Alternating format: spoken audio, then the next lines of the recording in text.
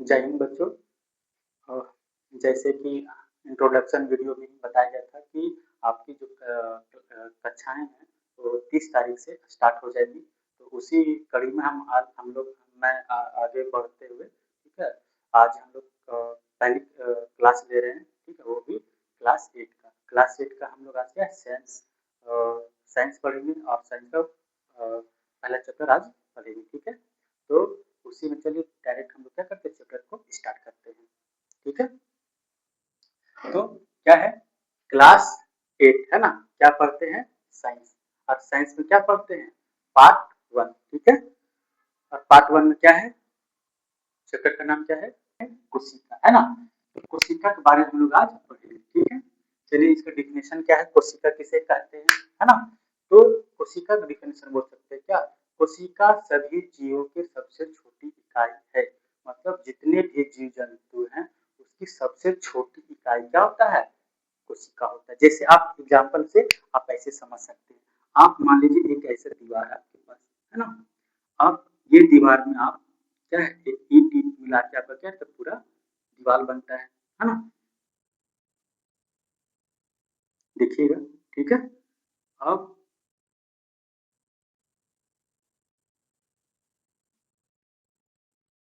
तो ये जो एक ईट है पूरे दीवार का क्या कहलाएगा, सबसे छोटी इकाई कहलाएगा। उसी तरह जीवों की जो सबसे छोटी इकाई होती है उसे हम क्या बोलते हैं, कोशिका बोलते हैं। समझ में आया आप लोग को, है ना। अब आगे देखते हैं, क्या है कोशिका। कोशिका को हम लोग इंग्लिश में क्या बोलते हैं, सेल, क्या बोलते हैं, सेल बोलते हैं। और ये जो सेल है ना, ये जो सेल है ये लैटिन भाषा से क्या है, लिया गया है। लैटिन भाषा कौन सा, तो सेलुला, क्या है, सेलुला से लिया गया है ना। बात सुना है आप लोग को कि जो कोशिका है उसको हम लोग इंग्लिश में क्या बोलते हैं, सेल, क्या बोलते हैं, सेल बोलते हैं। और जो ये सेल है वो लैटिन भाषा के सेलुला शब्द से लिया गया है। और सेलुला का अर्थ होता है एक छोटा सा कमरा। समझ आया आप लोग को। अब हम लोग आगे देखते हैं, क्या कोशिका की खोज, क्या है, कोशिका की खोज, है ना। तो सर्वप्रथम क्या है, सर्वप्रथम एक अंग्रेज वैज्ञानिक थे, कौन, रॉबर्ट हुक। कौन थे, रॉबर्ट हुक, है ना।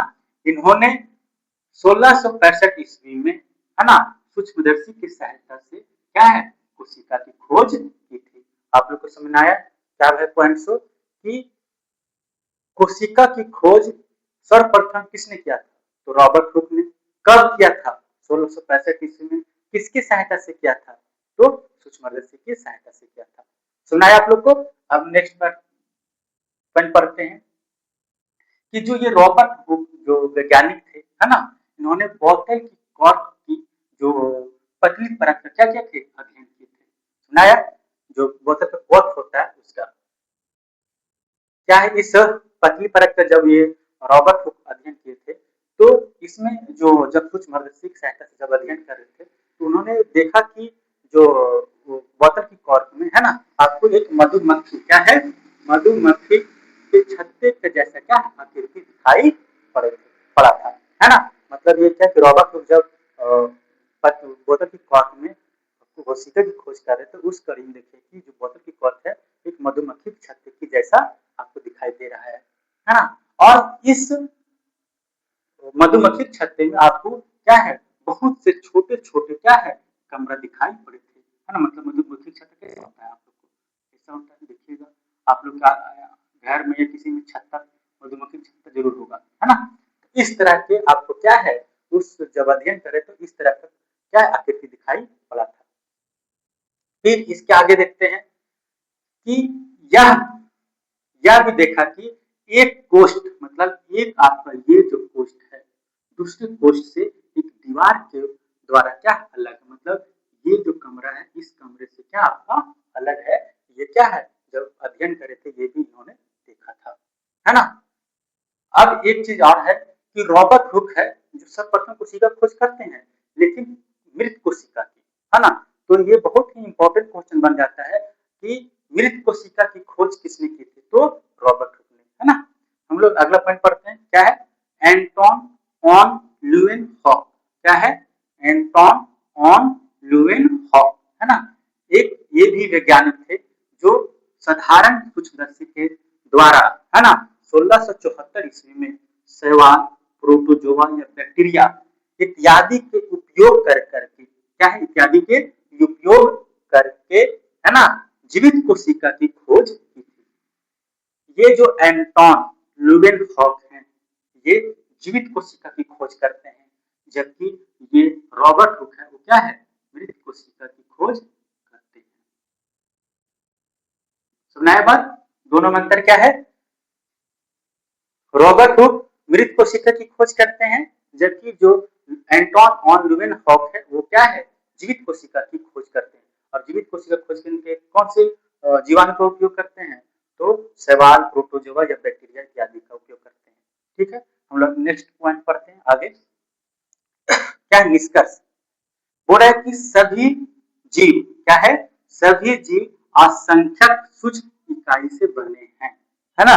जितने भी जो सजीव हैं वो बहुत सारे, क्या है, असंख्यक अरबों खरबों की संख्या से, क्या, छोटी छोटी इकाई से बने हैं, जिसे हम लोग क्या कहते हैं? कोशिका। ओके, सुना है? मतलब जितने भी आपका पेड़ पौधे हो गया, जीव जंतु हो गया, मनुष्य हो गया, वह सब छोटी छोटी इकाई से बना होता है, जिसको हम लोग क्या बोलते हैं? कोशिका बोलते हैं। ओके, अब इसके आगे देखते हैं कि कोशिका सजीवों के शरीर की वह सबसे छोटी रचनात्मक या क्रियात्मक इकाई है जो स्वतंत्र रूप से जीवन की क्रियाओं को चलाने में क्षमता रखती है। मतलब ये कि आप जो भी सुबह उठते हैं, फ्रेश होते हैं, अपने काम में चले जाते हैं, ये सब में कहीं नहीं कहीं, क्या है, कोशिका, क्या है, मुख्य भूमिका निभाता है। ओके, अब देखिएगा यहां से भी आपका एक बहुत ही इंपॉर्टेंट क्वेश्चन बनता है। बार बार ये क्वेश्चन पूछा जाता है कई बार कि जीवों की या मनुष्यों की क्या मूलभूत इकाई क्या है ना? तो हम लोग क्या बोलेंगे? कोशिका। क्या बोलेंगे? कोशिका, है ना? ये बहुत ही इंपॉर्टेंट क्वेश्चन बार बार पूछा जाता है कि मनुष्य की मूलभूत इकाई क्या है? क्या है? मनुष्य की मूलभूत इकाई क्या है? तो जीवों की मूलभूत इकाई क्या है? तो क्या है? कोशिका है। आप लोग को समझ आया? अब हम लोग देखते हैं क्या आगे, क्या है? कोशिका की संरचना, है ना? मतलब कोशिका का बनावट हम लोग देखते हैं। तो क्या है? आकार। क्या है? आकार। कोशिका कितना छोटा या कितना बड़ा होगा उसके आधार पर कोशिका का प्रकार, कोशिका कितने प्रकार के होते हैं और उसका आकृति के बारे में, आकृति मतलब गोल है, चरखूट है ना, अंडाकार है, इस सब के बारे में। तो सबसे पहले पहला पॉइंट पढ़ते हैं हम लोग, है ना? क्या है? कोशिका। क्या है? कोशिका विभिन्न आकारों की होती है जो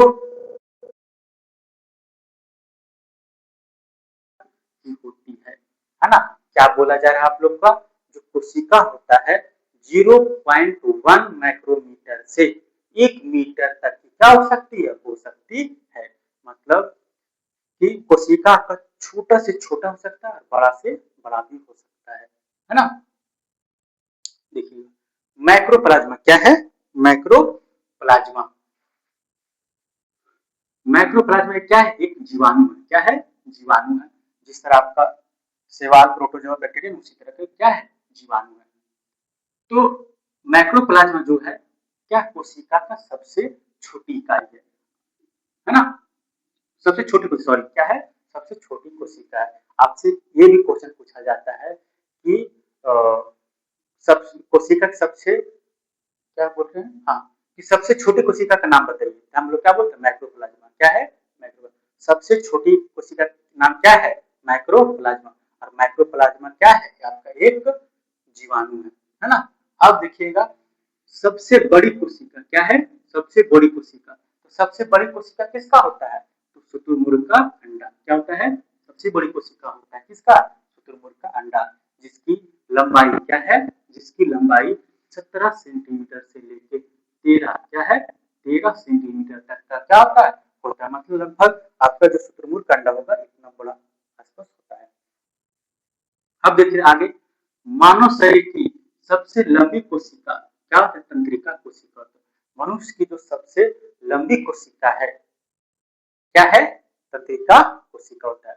हम लोग देखिए सबसे छोटी कोशिका माइक्रोप्लाज्मा, सबसे बड़ी कोशिका शुतुरमुर्ग का अंडा और सबसे लंबी कोशिका मनुष्य का तंत्रिका कोशिका होता है।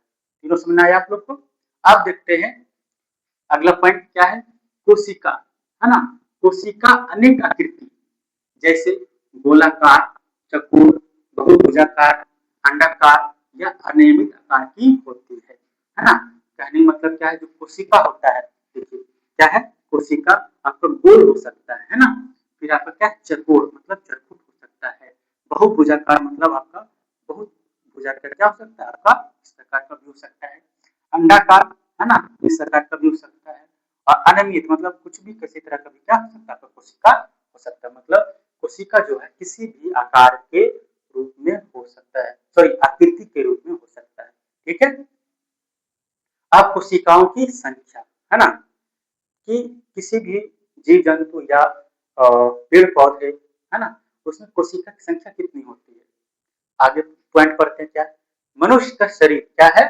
मनुष्य का शरीर तथा अन्य जंतु या पेड़ सॉरी या पौधे सभी जो है कई अरबों खरबों कोशिकाओं से मिलकर बने होते हैं।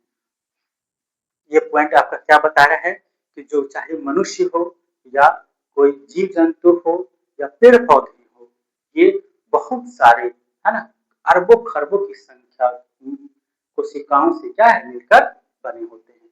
पसंद आया? मनुष्य हो, जीव जंतु हो या पेड़ पौधे हो, आपका ये बहुत सारे कोशिकाओं से मिलकर बने होते हैं, वो भी अरबों और खरबों की संख्या से। देखो बोल रहे हैं ये कोशिकाएं विभिन्न प्रकार, मतलब जो मनुष्य में पाया जा रहा है, मनुष्य में या पेड़ पौधे में या जीव जंतु में, है ना? ये कोशिका बहुत सारे प्रकार का हो सकता है। इसका, है ना? ये छोटा भी हो सकता है, बड़ा बड़ा भी कोशिका हो सकता है। और आकृति क्या है? आकृति जो कोशिका गोल पाया भी जा सकता है मनुष्य शरीर में, चरखुट भी पाया जा सकता है, इस तरह का। कोशिकाओं क्या है? कोशिकाओं का आकार उनके शरीर के आकार पर निर्भर नहीं करता है। कहने का मतलब ये क्या है कि जो कोशिकाओं का आकार है, साइज है ना, वो आपका जीवों के आकार पर निर्भर नहीं करता है। कहने का मतलब क्या हुआ आपका कि जैसे हम मान लीजिए एक छोटा सा बच्चा है, तो उसका कोशिका छोटा छोटा होगा ना, छोटा छोटा भी हो सकता है, कुछ बड़ा बड़ा भी हो सकता है। मतलब बोले ना कोशिका का साइज क्या एक एक 0.1 माइक्रोमीटर से 1 मीटर तक हो सकता है। मतलब अगर मान के चलिए ऐसे एग्जाम्पल में कि आपका छोटा बच्चा है तो उसका कोशिका नहीं इतना छोटा छोटा होगा, और अगर हाथी बहुत बड़ा है तो उसका कोशिका इतना बड़ा बड़ा होगा, ऐसा भी नहीं है। तो मतलब जो कोशिका का आकार है वो जीवों के आकार पर निर्भर नहीं करता है। बात समझ आया क्या? कि जो कोशिका का आकार है वो जीवों के आकार पर निर्भर नहीं करता है। अगर हाथी बहुत बड़ा है ना, तो उसका कोशिका इतना बड़ा बड़ा नहीं होगा। अगर कोई बच्चा या मनुष्य छोटा है तो उसका कोशिका इतना छोटा छोटा नहीं होगा। सुना है? आकार पर कोई निर्भर नहीं करता है क्या? कोशिका का आकार। अब हम लोग आगे पढ़ते हैं क्या है? उत्तक क्या है? उत्तक। उत्तक किसे कहते हैं? तो कोशिकाओं के समूह को उत्तक कहते हैं। मतलब जब जो छोटे छोटे जो कोशिका होता है, बहुत सारा कोशिका जब आपस में मिलता है तब किसका निर्माण होता है? उत्तक का। किसका निर्माण होता है? उत्तक का। समझ आप लोग बात कि जब यही छोटे छोटे जो कोशिका होता है, कोशिका कोशिका मिलकर के बहुत सारे कोशिका मिलकर क्या निर्माण करते हैं? उत्तक का, है ना? जब दो या दो से अधिक उत्तक मिलता है तो एक शरीर का एक अंग का निर्माण करते हैं। बात सुनने के लिए आया? जब यही उत्तक, है ना, तो धीरे धीरे आपस बहुत सारे कोशिका उत्तक मिलता है तब शरीर का क्या है? एक अंग का निर्माण करते हैं। ठीक है? ये अंग एक या अधिक कार्यों को संपादित करते हैं। जो अंग निर्माण हुआ उत्तक से, है ना, या तो एक काम करेगा या तो बहुत सारे काम कर सकते। जैसे मान चलो ये हाथ मेरा है ना, तो हाथ से हम क्या कर सकते हैं? लिख सकते हैं, मिटा सकते हैं, खेल सकते हैं, पढ़ सकते हैं, लूडो खेल सकते हैं, बहुत सारे काम कर सकते हैं, है ना? तो वही बोले कि जो अंग का निर्माण हुआ एक जो क्या बोलते हैं बहुत या तो एक काम करेगा या बहुत सारे काम करेगा। जैसे आंख का सिर्फ काम एक ही काम है, क्या? देखना, है ना? तो हम जो अंग का निर्माण होता है, या तो एक काम करेगा या तो एक से अधिक काम भी क्या कर सकता है, कर सकता है ना? एक लाइन एक बार फिर पढ़ते हैं क्या कि सबसे पहले क्या होगा, कोशिका क्या है, कोशिका, है ना? कोशिका से आगे बनेगा, क्या बनेगा, उत्तक, क्या है, जब बहुत सारे उत्तक सम्मिलित होगा, है ना, तो क्या बनेगा, उत्तक। और बहुत सारे जब उत्तक बनेगा तो क्या बनेगा, अंग, क्या बनेगा, अंग। और अंग अंग मिलकर के क्या बनता है, शरीर, क्या बनता है, शरीर। सुना है आप लोग को? जब कोशिकाओं के समूह, जब बहुत सारे कोशिका मिलेगा तो आपका उत्तक बनेगा। जब दो या दो से अधिक उत्तक बने मिलेंगे तो आपको अंग बनेगा। और अंग बनता है, अंग बहुत सारे अंग मिलकर क्या पूरे एक शरीर का निर्माण होता है। आगे देखते हैं, ये भी बता दिए थे। अब देखो, है ना, अब देखो सभी अंग जितना भी है, हाथ पैर मुंह कान, है ना, ये सभी बोल रहा है कि सभी अंग मिलकर जीवन संबंधी सभी क्रियाओं को क्या है, पूर्ण करते हैं। हम अब जो अपना हमारा डेली लाइफ होता है उसमें क्या है, ये सभी अंग क्या करते हैं, भाग लेते हैं। अब देखिए दो पॉइंट पढ़ते हैं, क्या है, ऐसे जीव, क्या है, ऐसे जीव जो केवल एक ही कोशिका से बना हो उसे हम लोग क्या बोलते हैं, एक कोशिकीय जीव कहते हैं। मतलब वैसा जीव जो सिंगल कोशिका का बना होता है उसे हम क्या बोलते हैं, एक कोशिकीय जीव बोलते हैं। जैसे एग्जाम्पल में क्या है, अमीबा, क्या है, अमीबा है ना। और ऐसे जीव जो बहुत सारे कोशिका से मिलकर बना होता है उसे हम लोग बोलते हैं क्या, बहुत कोशिकीय जीव। जैसे मनुष्य, पेड़ पौधे, जानवर इत्यादि, है ना। अब हम लोग क्या है, आगे हम लोग उसी कड़ी में क्या है, आगे देखते हैं क्या है। अब कोशिका के तीन प्रमुख घटक होते हैं ना, कोशिका के बारे में जानेंगे कि कोशिका किसी भी जीवित जीवित प्राणी का सबसे छोटी इकाई होती है ना। अब कोशिका क्या घटक, है ना, मुख्य घटक कौन कौन सा है, तो कोशिका के तीन प्रमुख घटक होता है। कौन कौन सा, कोशिका झिल्ली, कोशिका द्रव और केंद्रक, है ना। क्या बोल रहे हैं कि कोशिका, आपको क्वेश्चन पूछा जाता है कि क्या कोशिका के कितने घटक होते हैं, है ना, तो बोलिएगा कोशिका के तीन प्रमुख घटक होते हैं, कोशिका झिल्ली, कोशिका द्रव और केंद्रक होते हैं। ठीक है, आगे देखते हैं क्या है कि कोशिका का सबसे बाहर का आवरण या घेरा को हम लोग क्या बोलते हैं, कोशिका झिल्ली कहते हैं, है ना। क्या बोलते हैं, कोशिका झिल्ली। जिसे आप ऐसे समझिए, मान लीजिए आप क्या है, ये एक कोशिका है ना, क्या है, कोशिका है, ठीक है। आप बीच में क्या होता है, केंद्रक होता है। तो ये जो क्या है, ये जो बाहरी आवरण है, क्या है, ये जो बाहरी आवरण आपका है वो क्या कहलाता है, आपका कोशिका झिल्ली। क्या कहलाता है, कोशिका झिल्ली। सुना है आप लोग को क्या, कि जो कोशिका झिल्ली होता है ना, वह कोशिका के सबसे बाहरी जो आवरण होता है, जो बाहरी परत होता है, उसको हम लोग क्या बोलते हैं, कोशिका झिल्ली बोलते हैं। ठीक है, जैसे आप मान बताए कि ये क्या, आप मान लीजिए कोशिका है, क्या है, कोशिका है ना। तो कोशिका का ये जो बाहरी आवरण है ना, ये आपका क्या कहलाएगा, आपका कोशिका झिल्ली कहलाएगा, है ना। आगे की ओर पढ़ते हैं कि कोशिका झिल्ली एवं केंद्रक के बीच के भाग को कोशिका द्रव, क्या है, कोशिका द्रव कहते हैं। जैसे आप देखिएगा कि ये मान लीजिए क्या आपका केंद्रक है, क्या है, केंद्रक है ना। ऐसे केंद्रक कहाँ स्थित होता है कोशिका का, केंद्रक कोशिका के मध्य में स्थित होता है ना। तो क्या बोलते हैं, कोशिका द्रव किसको बोलेंगे, तो कोशिका झिल्ली, ये आपका क्या है, कोशिका झिल्ली आपका है, और केंद्रक, ये आपका केंद्रक है। तो कोशिका झिल्ली और केंद्रक के बीच में ये जो पाया जा रहा है ना, इसको हम लोग क्या बोलते हैं, कोशिका द्रव। क्या बोलते हैं, कोशिका द्रव बोलते हैं। सुनना है आप लोग को? अगला पॉइंट पढ़ते हैं, है ना, जिसमें क्या कोशिका कांड होते हैं, अंगक होते हैं, सॉरी क्या है, जिसमें कोशिका अंगक होते हैं। मतलब इसी कोशिका द्रव में आपका क्या है, कोशिका के बहुत सारे क्या अंगक पाए जाते हैं। हम लोग इसके बारे में और आगे पढ़ेंगे। अब देखिएगा कि जो तीनों प्रमुख घटक है कौन कौन सा, कोशिका झिल्ली, कोशिका द्रव और केंद्रक, तीनों को अब क्या है एक विस्तार से हम लोग एक करके पढ़ेंगे, है ना। पहला क्या है, पहला क्या है, कोशिका झिल्ली, है ना। इसको इंग्लिश में क्या बोलेंगे, सेल मेम्ब्रेन बोलते हैं, ठीक है। बोला क्या, कोशिका झिल्ली जंतुओं में पाई जाने वाली सबसे बारीक परत है। अभी जस्ट बताएं कि जो कोशिका झिल्ली होता है वो क्या है, इस कोशिका के सबसे बाहरी परत होता है ना। पौधों में अगर कोशिका जो है आपका पौधा का है तो देखिए पहले पॉइंट पढ़ लेते हैं हम लोग, है ना। पौधों में क्या है, पौधों में इस झिल्ली के बाहर एक और मोटी परत पाई जाती है जिसे हम लोग क्या बोलते हैं, कोशिका भित्ति, क्या बोलते हैं, कोशिका भित्ति। कहने का मतलब क्या हुआ आपका कि ये मान लीजिए कोशिका है ना, और ये किसका, पेड़ पौधों का कोशिका मान लीजिए, तो पौधा के कोशिका के बाहर, है ना, तो कोशिका झिल्ली के बाहर आपको एक और परत क्या है दिखाई पड़ता है ना। इसी को हम लोग क्या बोलते हैं, कोशिका भित्ति, क्या बोलते हैं, कोशिका भित्ति बोलते हैं।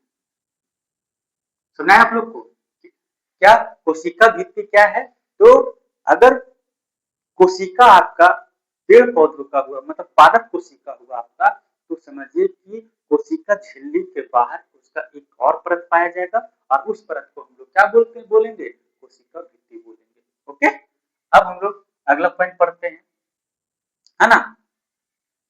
क्या है, कोशिका झिल्ली का कार्य, क्या है, कोशिका झिल्ली का कार्य।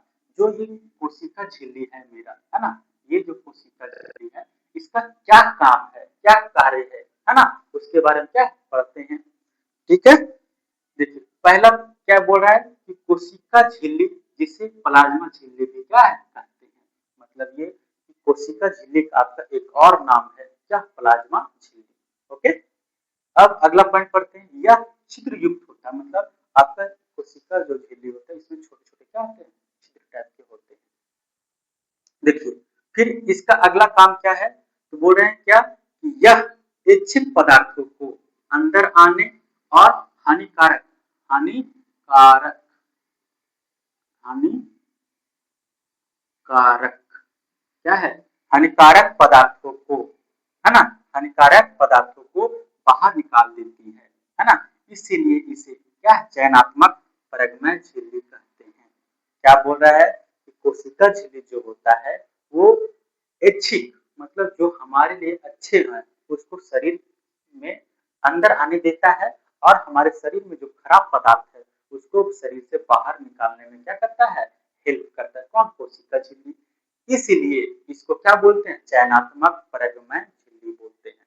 ओके, बस में आया, एक बार फिर से बता देते हैं कि आपसे पूछा जाएगा, जैसे आप क्वेश्चन समझिए कि पूछा जाएगा कि चयनात्मक परगमय झिल्ली कोशिका को क्यों कहते हैं, है ना। आपका आंसर होना चाहिए कि क्योंकि कोशिका कोशिका झिल्ली जो होता है ना, अच्छे पदार्थों को शरीर के अंदर आने देता है और खराब पदार्थों को शरीर से बाहर निकालने में क्या करता है, मदद करता है। इसीलिए इसको हम लोग क्या बोलते हैं, चयनात्मक परगमय झिल्ली बोलते हैं। बस सुना है आप लोग को। अगला पॉइंट पढ़ते हैं कि कोशिका झिल्ली एक कोशिका को दूसरी कोशिका से क्या करता है, अलग करती है। मतलब आपका जैसे हम लोग जानते हैं क्या कि हमारा शरीर जो है किसी भी जीव जंतु या पेड़ पौधे के बहुत सारे क्या है कोशिका से मिलके बने होते हैं, है ना। तो जो कोशिका झिल्ली होता है ना, एक कोशिका को दूसरी कोशिका से क्या करता है, अलग करता है। अगर ये मान के चलिए आपका ये कोशिका झिल्ली नहीं होता, तो ये क्या करता है, इस कोशिका से इस कोशिका में क्या होता है, अटैच कर जाता है ना। तो यही बोल रहा है कि कोशिका झिल्ली जो होता है क्या करता है, एक कोशिका को दूसरी कोशिका से क्या करता है, अलग करता है ना। ठीक है, फिर अगला पॉइंट क्या है कि यह कोशिका को एक निश्चित आकृति प्रदान करती है ना। जो मेरा क्या है, कोशिका झिल्ली जो है ना, वो क्या करता है, तो कोशिका का आकृति, मतलब जो कोशिका जो गोल आकार का होगा, अंडाकार का होगा, चरखुट होगा आपका, है ना, इसका आकृति प्रदान करता है कौन, कोशिका झिल्ली, है ना। अगला पॉइंट पढ़ते हैं, अंदर के आंतरिक आंतरिक अंगों को सुरक्षा प्रदान करता है कौन? कोशिका झिल्ली, है ना। जैसे मान के चलिए अभी बताए थे क्या कि जो कोशिका झिल्ली है किसी भी जंतु के क्या है सबसे बाहरी परत होता है ना। तो जो कोशिका झिल्ली है वो शरीर कोशिका झिल्ली के अंदर जो पाए जा रहे हैं और अंग जो पाए जा रहे हैं उसको क्या करता है? प्रोटेक्शन का काम करता है कौन?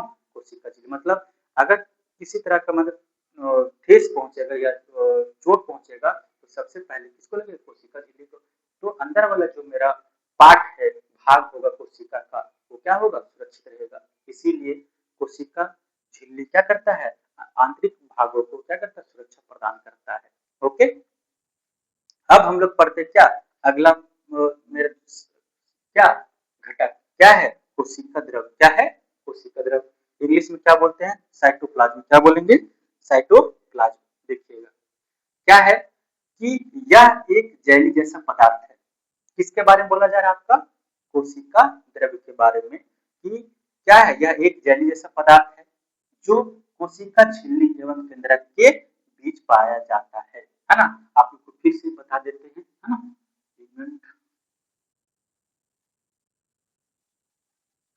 मान के चलिए क्या आपका ये आपका कोशिका हो गया, है ना। और बीच में आपका क्या हो गया? केंद्रक हो गया, है ना।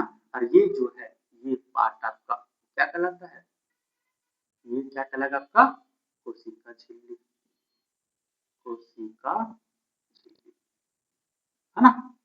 देखिएगा तो बोल रहा है क्या कि जो कोशिका द्रव है वो क्या है? ये केंद्रक और कोशिका झिल्ली के बीच में पाया जाता है ना।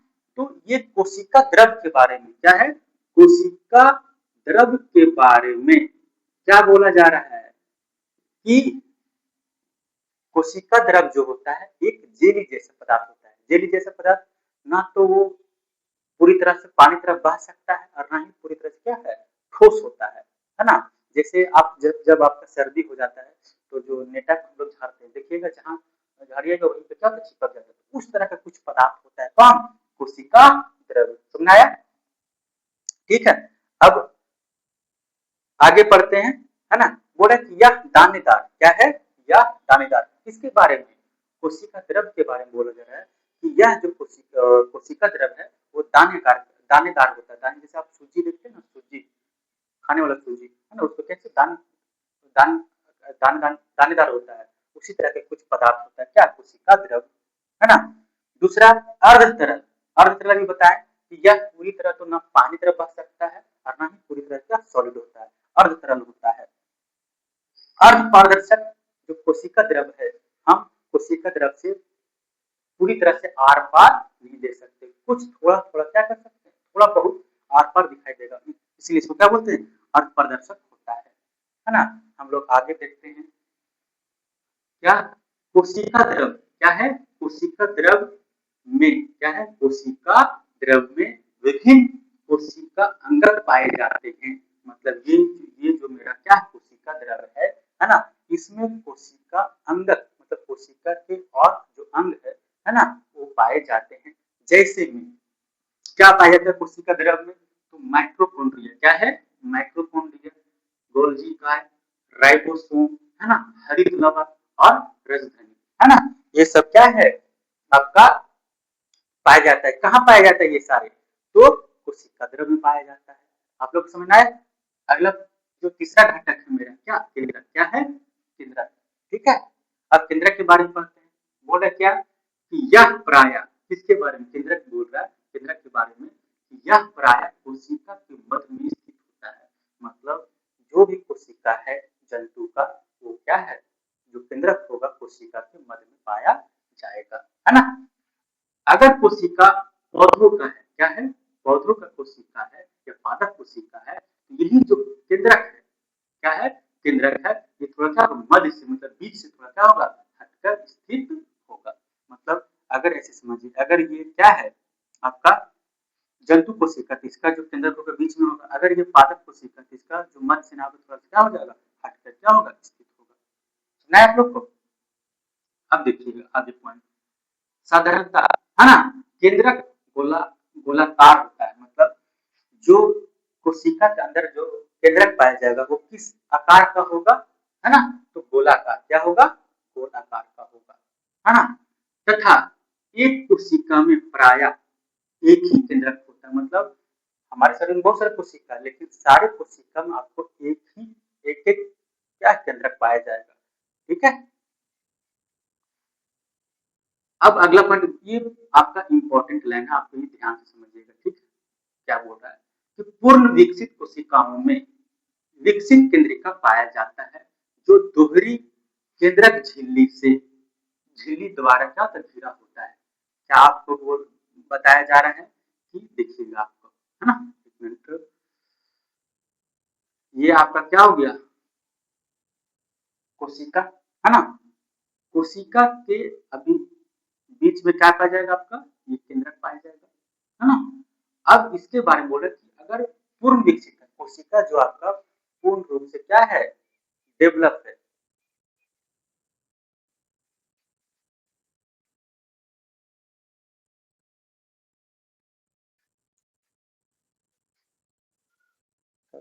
सॉरी लाइट कट गया। अगर कोशिका क्या है, कोशिका आपका पूर्ण रूप से क्या है, विकसित है, क्या है, पूर्ण रूप से आपका विकसित है, तो केंद्रक के अंदर क्या है, एक और बाहरी क्या है, लेयर पाया जाएगा, है ना, ठीक है। बात सुना है आप लोग की नहीं, क्या बोल रहा है कि पूर्ण विकसित कोशिकाओं में विकसित केंद्रक पाया जाता है।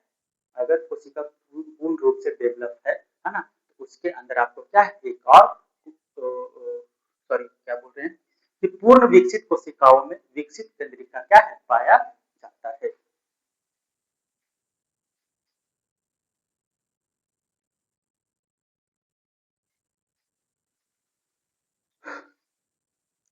क्या बोल रहे हैं केंद्रक के बारे में, है ना। क्या ये ये लाइन आपका क्या है, बहुत ही इंपॉर्टेंट है ना। बोला क्या कि पूर्ण विकसित कोशिकाओं में विकसित केंद्रिका पाया जाता है ना, केंद्रक पाया जाता है। मतलब अगर ये आपका मान लीजिए क्या है, आपका कोशिका है, क्या है, कोशिका, और अगर ये पूरी तरह से क्या है, डेवलप हो चुका है, तो इसके अंदर क्या है, एक विकसित पूर्ण रूप से विकसित क्या है, केंद्रक पाया जाएगा, ये, है ना। और ये जो पूर्ण रूप से विकसित केंद्रिका है ना, इसके बाहर क्या है, इसके जो दोहरे केंद्रक झिल्ली द्वारा क्या है, मतलब इसके ऊपर क्या आपका एक और लेयर आपका होगा, है ना। क्या है, जो केंद्रक झिल्ली द्वारा क्या होता है, घिरा होता है, कौन, ये जो आपका क्या केंद्रक है, मतलब इसके ऊपर एक क्या, एक और केंद्रक झिल्ली आपका होगा, ठीक है। अब देखिए केंद्रक झिल्ली के अंदर केंद्रक द्रव पाया जाता है, मतलब जैसे आप समझिए कि आपका ये क्या हो गया, केंद्रक हो गया, है ना। और इसके ऊपर आपका अगर ये केंद्रक जो है पूर्ण रूप से विकसित हो चुका, पूरी तरह से डेवलप हो चुका है ना, तो इसके बाहर आपका क्या है, एक और केंद्रक झिल्ली पाया जाएगा, है ना। और इसके अंदर, है ना, आपका क्या पाया जाएगा, केंद्रक द्रव पाया जाता है। बस मैं आप लोग को क्या बोल रही हूँ कि ये लाइन बोले बार बार इंपॉर्टेंट है। देखिए कि पूर्ण विकसित कोशिकाओं में विकसित केंद्रिका पाया जाता है, मतलब अगर आपका कोशिका पूर्ण रूप से विकसित हो चुका है ना, तो उसके अंदर विकसित केंद्रिका पाया जाएगा। अगर विकसित केंद्रिका है तो उसके बाहर आपको एक और क्या है, कोशिका सॉरी केंद्रक झिल्ली दिखाई देगा, है ना। और ये केंद्रक और ये क्या है, केंद्रक झिल्ली, क्या है, केंद्रक झिल्ली, है ना। ये आपका क्या हो गया, केंद्रक क्या हो गया, केंद्रक, और ये क्या, केंद्रक झिल्ली। इसके बीच में आपको क्या पाया जाएगा, एक और केंद्रक द्रव क्या पाया जाएगा, आपका केंद्रक द्रव पाया जाएगा। सुना है आप लोग को क्या बोल रहे सो, एक बार फिर से बता दे रहे हैं कि अगर कोशिका पूर्ण रूप से डेवलप हो चुका है ना, पूरी तरह से विकसित हो चुका है, तो जो केंद्रक होगा उसके एक और उसके चारों साइड लेयर बन जाएगा आपका, है ना। उसको हम लोग क्या बोलेंगे, केंद्रक झिल्ली बोलेंगे, है ना। और केंद्रक और केंद्रक झिल्ली के बीच में आपका एक द्रव और पाया जाएगा, जिसको हम लोग क्या बोलेंगे, केंद्रक द्रव्य बोलेंगे, ओके। अब हम लोग अगला पॉइंट पढ़ते हैं कि कोशिका द्रव कोशिका द्रव ये आपका हो गया, ये वाला पार्ट है ना, ये कोशिका झिल्ली, कोशिका झिल्ली हो गया आपका, है ना। और ये आपका यह क्या है, कोशिका द्रव, कोशिका द्रव। सम्मिलित रूप को हम क्या बोलते हैं, जीव द्रव। क्या बोलते हैं, जीव द्रव। क्या बोलेंगे, जीव द्रव। मतलब अगर ये केंद्रक द्रव, क्या है, केंद्रक द्रव और कोशिका द्रव को एक साथ मिला के बोलेंगे तो अगर मिलता है तो उसको क्या बोलते हैं, जीव द्रव कहते हैं। बात सुना है आप लोग को। अब अगला पॉइंट पढ़ते हैं, क्या जीव द्रव को, क्या जीव द्रव को जीवन का भौतिक आधार कहा जाता है। क्या है, क्या बोले कि जीव द्रव को जीवन का भौतिक आधार कहा जाता है, क्योंकि जीवन की सारी क्रियाएं इसी पर निर्भर करता है। मतलब अगर जीव द्रव कहने का मतलब क्या हुआ कि जो हम सांस ले रहे हैं, है ना, खाना मेरा पच रहा है, या हम प्रजनन, जो जीव जंतु प्रजनन करते हैं, उत्सर्जन करते हैं, ये सारी जो दैनिक क्रियाएं हैं, है ना, जो भौतिक क्रियाएं हो सकता है, या जो भी क्रियाएं होती है, सांस लेना, भोजन करना, जो भोजन पचता है, उत्सर्जन करना, प्रजनन करना, ये सारी क्रियाएं किस पर निर्भर करता है, जीव द्रव पर। ठीक है, अगर जीव द्रव नहीं होता तो सांस लेना, प्रजनन करना, उत्सर्जन करना, ये सारी क्रियाएं क्या होता है, नहीं हो पाता। बचना है आप लोग को। अब अगला पॉइंट पढ़ते हैं, क्या है, केंद्रक एवं गुणसूत्र। क्या है, केंद्रिका, क्या है, केंद्रिक, केंद्रिका एवं गुणसूत्र, है ना, क्या है, केंद्रिका एवं गुणसूत्र। ठीक है, देखिएगा क्या होता है कि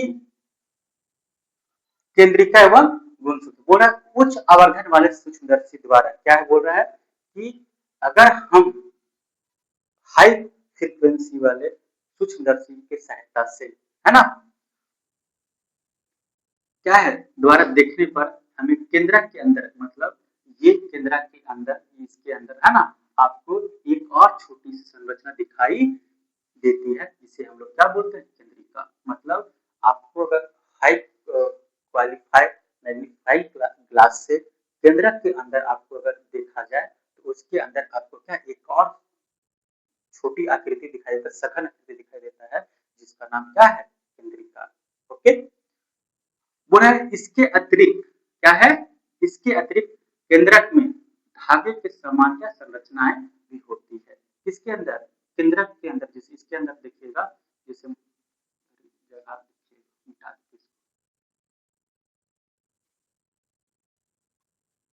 ये आपका क्या हो गया, एक मिनट रुकिएगा, एक मिनट।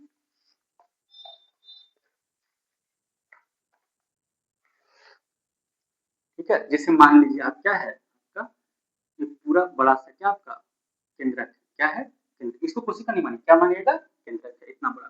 ठीक है, और इसके जब हाई मैग्नीफाइंग ग्लास से मतलब देखेंगे तो केंद्रक के अंदर आपको एक और क्या है, केंद्रिका दिखाई देता है। ओके, है ना, और केंद्रक के अंदर बहुत सारे क्या है, इस तरह का रस्सी आकार का आपको दिखाई देगा, है ना।